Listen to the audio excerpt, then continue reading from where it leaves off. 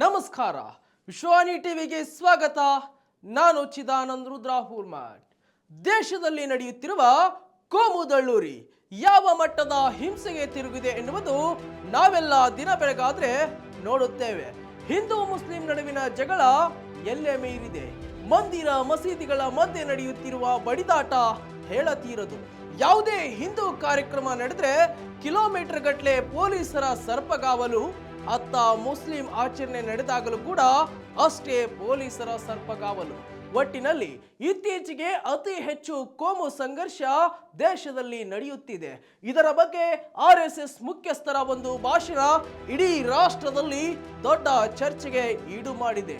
ಅಯೋಧ್ಯೆಯ ರಾಮ ಮಂದಿರ ನಿರ್ಮಾಣದ ನಂತರ ಕೆಲವು ವ್ಯಕ್ತಿಗಳು ಕೋಮುವಾದವನ್ನ ಕೆರಳಿಸುವ ಮೂಲಕ ತಾವು ಹಿಂದೂಗಳ ನಾಯಕರು ಆಗಬಹುದು ಎಂದು ನಂಬಿದ್ದಾರೆಂದು RSS ಮುಖ್ಯಸ್ಥ ಮೋಹನ್ ಭಾಗವತ್ ಅವರು ಅಸಮಾಧಾನ ವ್ಯಕ್ತಪಡಿಸಿದ್ದಾರೆ.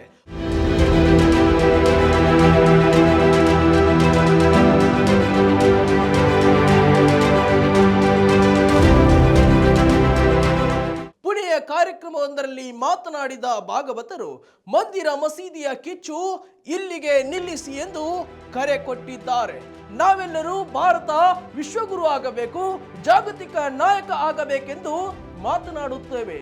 ರಾಮ ಮಂದಿರದಂತಹ ಮಂದಿರ ಮಸೀದಿಯ ಸಮಸ್ಯೆಗಳನ್ನ ಮತ್ತೆ ಸೃಷ್ಟಿಸಿ ಮುನ್ನೆಲೆಗೆ ತರಬೇಡಿ ಎಂದು ಭಾಗವತರು ಹೇಳಿದ್ದಾರೆ. ದೇಶದಲ್ಲಿ ಸಂಬಲ್ ಸೇರಿ ಹಲವು ಮಸೀದಿ ವಿವಾದಗಳು ಸಂಘರ್ಷಗಳಿಗೆ ಕಾರಣವಾಗಿರುವ ಬೆನ್ನಲ್ಲೇ ಭಾಗವತರ ಈ ಹೇಳಿಕೆ ಬಹಳ ಮಹತ್ವ ಪಡೆದುಕೊಂಡಿದೆ.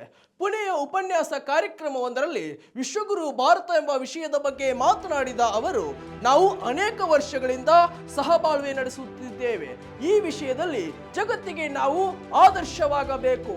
ರಾಮ ಮಂದಿರ ನಿರ್ಮಾಣದ ಬಳಿಕ ಇಂತಹ ಇನ್ನಷ್ಟು ಸಮಸ್ಯೆಗಳನ್ನ ಹೊರತಂದು ತಾವು ಹಿಂದೂ ನಾಯಕರಾಗಬಹುದು ಎಂದು ಹಲವರು ಭಾವಿಸಿದ್ದಾರೆ. ಇದಕ್ಕಾಗಿ ನಿತ್ಯ ಒಂದು ಸಮಸ್ಯೆಯನ್ನ ಹುಡುಕಿ ತೆಗೆಯುತ್ತಿದ್ದಾರೆ. ಇದು ಸರಿಯಲ್ಲ ಎಂದು ಭಾಗವತರು ಹೇಳಿದ್ದಾರೆ. ರಾಮ ಮಂದಿರವು ಎಲ್ಲ ಹಿಂದೂಗಳ ನಂಬಿಕೆಯಾಗಿರುವುದರಿಂದ ಅದನ್ನ ನಿರ್ಮಾಣ ಮಾಡಲಾಗಿದೆ. ಆದರೆ ಬೇರೆ ಬೇರೆ ಆರಾಧನಾಲಯಗಳ ಬಗ್ಗೆ ಪ್ರತಿದಿನ ವಿವಾದ ಹುಟ್ಟಿಕೊಳ್ಳುತ್ತಿದೆ. ಅದನ್ನ ಮುಂದುವರಿಸಲು ಸಾಧ್ಯವಿಲ್ಲ. ನಾವು ಎಲ್ಲರೂ ಒಟ್ಟಿಗೆ ಬದುಕಬಲ್ಲೆವು ಎಂಬುದನ್ನ ಭಾರತವು ತೋರಿಸಬೇಕಾಗಿದೆ ಎಂದು ತಮ್ಮ ಅಭಿಪ್ರಾಯವನ್ನ ಹಂಚಿಕೊಂಡಿದ್ದಾರೆ. ಮೊಘಲ ಚಕ್ರವರ್ತಿ ಔರಂಗಜೇಬನ ಆಡಳಿತದ ಬಗ್ಗೆ ಮಾತನಾಡಿದ ಭಾಗವತರು, ಅದೇ ವಂಶದ ಬಹದ್ದೂರ್ ಶಾ ಜಾಫರ್ 1857ರಲ್ಲಿ ಗೋಹತ್ಯೆಯನ್ನು ನಿಷೇಧಿಸಿ ಬದಲಾವಣೆ ತಂದಿದ್ದರೆಂದರು. ಬ್ರಿಟಿಷರು ಒಡೆದು ಆಳುವ ನೀತಿಯ ಬಗ್ಗೆ ಕಿಡಿಕಾರಿದ ಭಾಗವತರು, ವಸಾಹತುಶಾಹಿ ತಂತ್ರಗಳು ಧಾರ್ಮಿಕ ವಿಭಜನೆಗಳನ್ನ ತಮ್ಮ ಲಾಭಕ್ಕಾಗಿ ಬಳಸಿಕೊಂಡು ಪಾಕಿಸ್ತಾನವನ್ನ ಹೇಗೆ ರಚಿಸಲಾಗಿತ್ತು ಎಂಬುದರ ಬಗ್ಗೆ ಮಾತನಾಡಿದರು. ಒಟ್ಟಾರೆ ಭಾಗವತರು ಇಷ್ಟೆಲ್ಲ ಹೇಳಿಕೆ ಕೊಟ್ಟಿರುವ ತಾತ್ಪರ್ಯ ಇಷ್ಟೇ ವೀಕ್ಷಕರೇ. ದೇಶದಲ್ಲಿ ಇತ್ತೀಚೆಗೆ ಅನೇಕ ಮಂದಿರ ಮಸೀದಿಯ ಬಗ್ಗೆ ಕೋಮು ಸಂಘರ್ಷ ಹೆಚ್ಚಾಗುತ್ತಿವೆ. ಆ ಕಾರಣದಿಂದ ಭಾಗವತರು ಈ ರೀತಿಯ ಹೇಳಿಕೆಯನ್ನ ಕೊಟ್ಟಿದ್ದಾರೆ. ಭಾರತದಲ್ಲಿ ಬಹುಸಂಖ್ಯಾತ ಅಲ್ಪಸಂಖ್ಯಾತ ಎಂಬುದಿಲ್ಲ, ಎಲ್ಲರೂ ಒಂದೇ. ತಮ್ಮ ತಮ್ಮ ತಪ್ಪುಗಳಿಂದ ಭಾರತೀಯರು ಪಾಠ ಕಲಿಯಬೇಕು. ವಿವಾದಾತ್ಮಕ ವಿಷಯಗಳನ್ನ ತಪ್ಪಿಸುವ ಮೂಲಕ ಒಳ್ಳೆಯತನಕ್ಕೆ ಮಾದರಿಯಾಗಬೇಕು. ಉಗ್ರವಾದ, ಆಕ್ರಮಣಶೀಲತೆ, ಬಲಪ್ರಯೋಗ ಮತ್ತು ಇತರರ ದೇವರನ್ನ ಅವಮಾನಿಸುವುದು ನಮ್ಮ ಸಂಸ್ಕೃತಿ ಅಲ್ಲ ಎಂಬ ಮಾತನ್ನ ಭಾಗವತರು ಒತ್ತಿ ಒತ್ತಿ ಹೇಳಿದರು. ಭಾಗವತರ ಈ ಭಾಷಣ ಇಡೀ ರಾಷ್ಟ್ರಾದ್ಯಂತ ದೊಡ್ಡ ಚರ್ಚೆಯನ್ನ ಹುಟ್ಟು ಹಾಕಿದೆ ವೀಕ್ಷಕರೇ. ಇದಾಗಿತ್ತು ಇವತ್ತಿನ ಸ್ಪೆಷಲ್ ಸ್ಟೋರಿ.